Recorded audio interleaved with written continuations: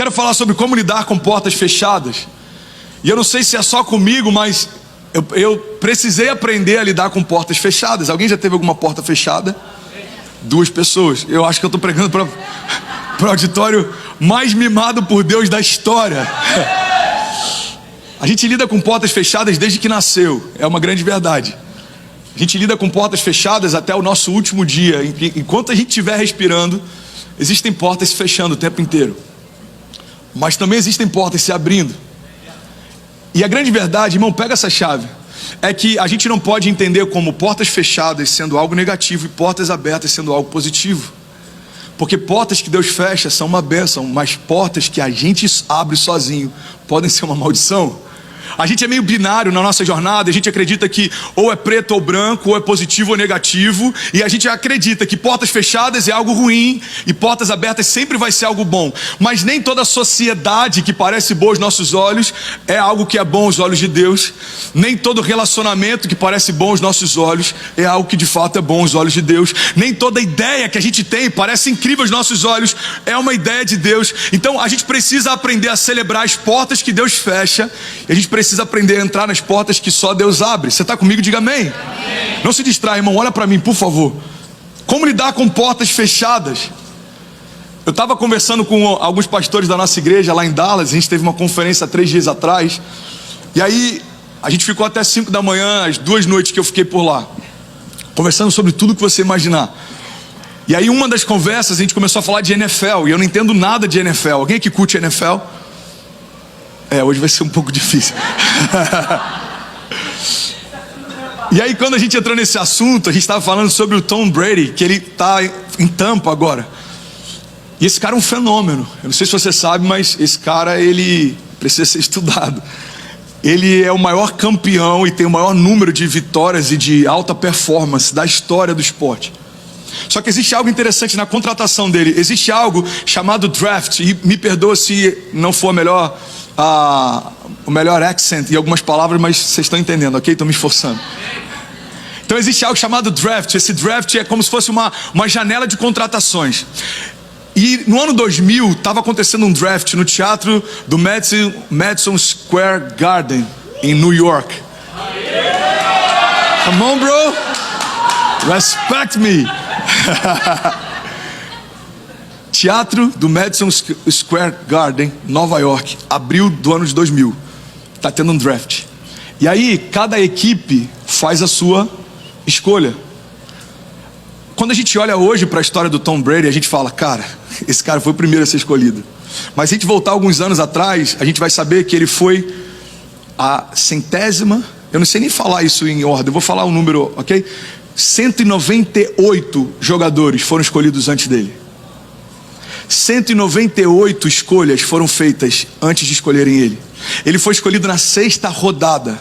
Então, só para você entender, todos os jogadores disponíveis naquele ano foram escolhidos em 6 rodadas antes de chegarem até a rodada dele. Eu não sei se você já passou pelo que eu passei, mas eu fui muito humilhado na época de educação física, quando ia escolher quem ia jogar nos times de futsal. Eu era sempre aquela última escolha que o professor obrigava a ser escolhido, porque o aluno não podia ficar de fora da atividade. Então, gente, tá vendo ali o André? Então, alguém tem que escolher ele. Professor, mas shh, mais nada. Quem vai escolher o André? Era mais ou menos assim. Então, você que não me escolheu, chora, bebê. Olha o que Deus está fazendo. Tô brincando, gente. É só um desabafo. Então, é mais ou menos essa a sensação que ele pode ter experimentado. Primeira rodada, nada. Segunda, nada. Terceira, quarta, quinta. Quem sabe ele estava até com um sentimento do tipo, será que alguém vai me escolher hoje? E aí sabe o que eu acho louco, irmão? É que se você pegar todos os 11 quarterbacks que foram comprados naquele ano, todos que foram comprados antes dele, a performance deles somada em todos os anos de carreira que tiveram, não chega a metade de toda a performance só do Tom Brady. Eu não entendi onde você quer chegar, pastor. Eu quero chegar num ponto. A gente não pode encarar a porta fechada de hoje como sendo o que define a minha história para sempre. Porque existem portas fechadas que liberam destinos. E esse é o problema da gente endemonizar tudo que pra gente está nesse polo negativo, como eu falei no início, a gente polariza, positivo e negativo. Então, a gente não pode endemonizar a desistência. Desistência pode ser algo bom, já falei sobre isso aqui. A gente fala, ninguém pode desistir, não, tem coisas que você precisa desistir. Eclesiastes diz que há tempo para todo propósito debaixo dos céus, inclusive lá em Eclesiastes diz que há tempo de desistir. A gente não pode demonizar portas fechadas achando que tudo que se fecha é algo que Deus não deixou a gente experimentar, porque sei lá, qual o motivo. Não, existem portas fechadas que são uma bênção. O problema é que às vezes a gente só percebe isso anos depois. E a minha pergunta é, e se a gente se movesse com antecipação? E se a gente celebrasse a porta fechada de hoje, entendendo que pode ser uma provisão de Deus para amanhã? Amém. E se a gente fosse um pouco menos pirracento e um pouco mais intencional em entender que toda porta que Deus fechou não é uma punição, é uma proteção.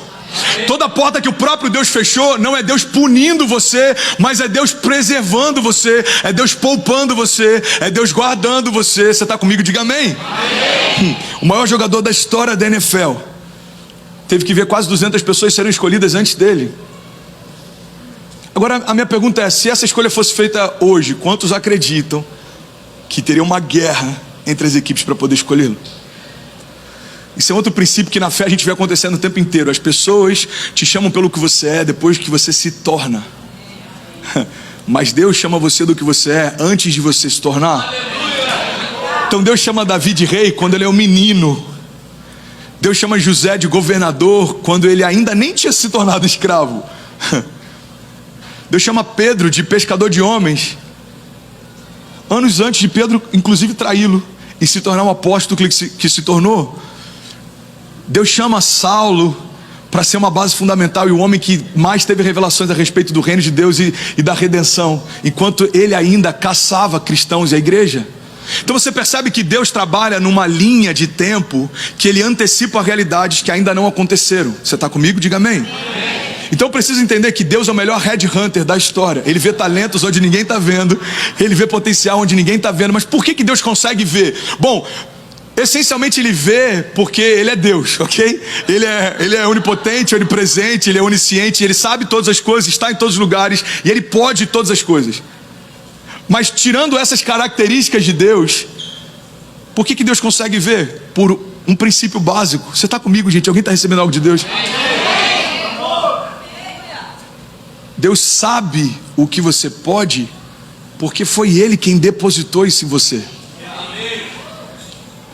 Irmão, eu compartilhei algum tempo atrás que já teve momentos em que eu enchi o cofrinho da minha filha. Já teve momentos em que eu precisei pegar dinheiro emprestado no cofrinho da minha filha. Alguém aqui já passou por isso? Amor, quanto é que tem no cofrinho da Ceci? Dá uma olhada lá. Mas por que eu sei que tem alguma coisa lá? Porque fui eu quem coloquei. Então eu sei que eu posso recorrer àquilo que o meu filho tem porque fui eu que dei. Cara, isso é muito forte. Eu sei que eu posso recorrer ao que o meu filho tem porque fui eu que dei. Então Deus jamais vai convidar você para construir algo que Ele não tenha te dado as ferramentas necessárias antes. Amém. Da mesma forma, Deus jamais vai te poupar de algo que Ele não saiba que vai ser pior para você depois. Irmão, quando a gente entende isso, a gente começa a desacelerar um pouco essa nossa inquietação e começa a entender que toda porta que Deus abre, ninguém fecha, e toda porta que Deus fecha, ninguém abre. O problema é que isso se tornou um jargão evangélico, mas perdeu força de verdade na gente. É como a palavra amor, a gente fala que ama qualquer coisa e no final das contas o amor acabou ficando vulgarizado. Eu amo o meu iPhone, cara, eu amo esse carro, eu amo essa igreja, eu amo a igreja no sentido de prédio, eu amo esse lugar. Agora, de fato, a gente ama muito menos coisas do que diz que ama. E de fato, a gente confia muito menos em portas fechadas como sendo um cuidado de Deus do que a gente diz que confia. Você está comigo? Uai, seu app de vídeos curtos.